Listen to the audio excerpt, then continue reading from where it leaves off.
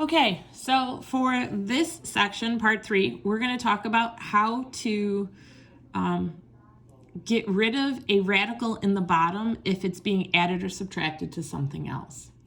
And what this basically creates is something called a conjugate, and that's what this word is. And a conjugate is a two sets of binomials that have a radical in them. Okay, and in sections, I think it was 8-8 or 8-9 earlier this year, we talked about how to do the difference of perfect squares, and we're going to be using that lesson into today's lesson. So that's why this is an honors only, because our regular algebra kids did not do that. Okay, so if we think back to difference of perfect squares, it had the same first term and same last term, just like these do, first term, last term, but the difference was the sign in the middle. Okay, and what happens with that is when you solve that problem, your middle terms, when you start solving it, will drop out. So you'll be able to just multiply the first set and the last set to get your answer. And we're going to show this to you, and hopefully it'll bring back some stuff. If not, you should all have your notes at home for this section, and you can always go back and look at it. Again, it's 8-8 or 8-9. So here we go. I need to get rid of this section out of the bottom. So to do that, I have to use its conjugate. So 5 square root 2, but this one is positive, so this one's going to have to be negative. Okay, now if you don't believe me, you feel free to do the area model on the side of your paper to come up with the answer. Or if you remember 8-8 and 8-9, you should be able to go with me on this. It's going to be 5 times 5, which is going to give me 25. And it's going to be square root of 2 and minus square root of 2. So if we remember back to yesterday's lesson, what happens when we multiply two numbers under the radical symbol? The radical disappears. And we use our multiplication skills for integers. A positive times a negative is a negative. So that's going to go on the bottom of our fraction. Now we know our fraction rule says if I'm going to do it to the bottom, I also have to do it to the top. So that means I'm creating a distributive problem because I have to multiply this 3 times both of these. So it's going to look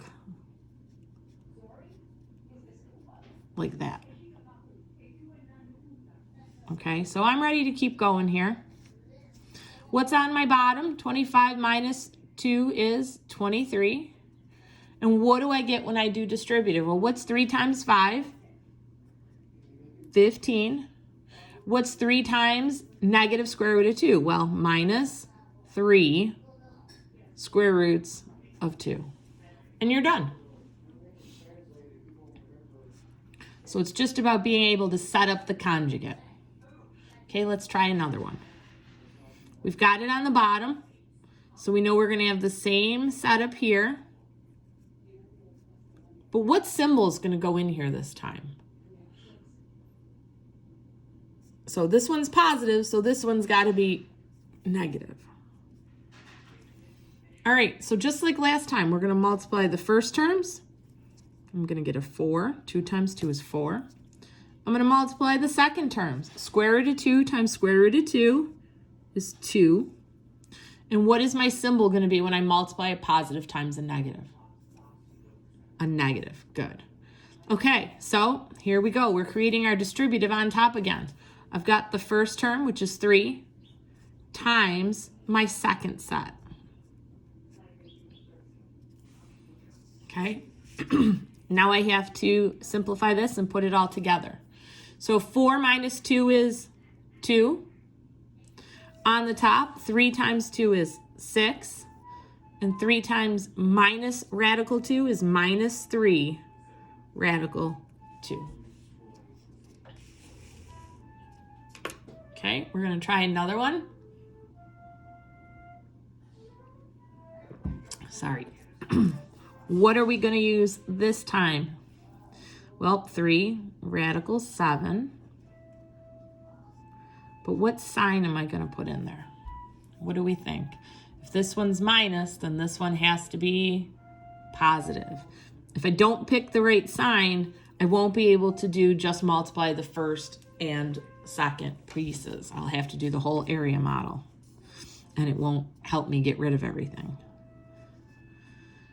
Okay, so 3 times 3 is going to give me 9. Square root of 7 times square root of 7 is going to give me 7. Negative times a positive is going to give me negative. Over here, I'm going to have my first term, which is 7, times this whole section over here. So 3 plus the square root of 7. Okay, so now I'm going to reduce this. 9 minus 7 is 2. And I'm going to get rid of my distributive. So 7 times 3 is 21, right? 7 times 3. And 7 times the square root of 7 is 7 square roots of 7. Okay, last one. Hopefully you're like, hey, I can do this. It's going to be 2 plus the square root of 6 because this one's a minus. And I got to do it on top because I did it on the bottom. I'm going to multiply first and second terms. So I'm going to get 4 minus 6. Positive times a negative is a negative. Okay.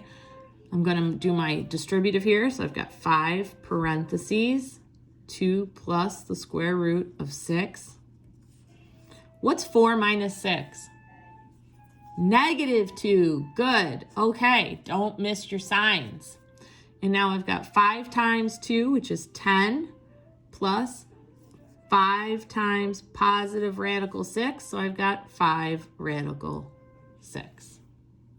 Okay, and tonight you're going to be doing 10-2 again, and you're going to be working on 21 through 24.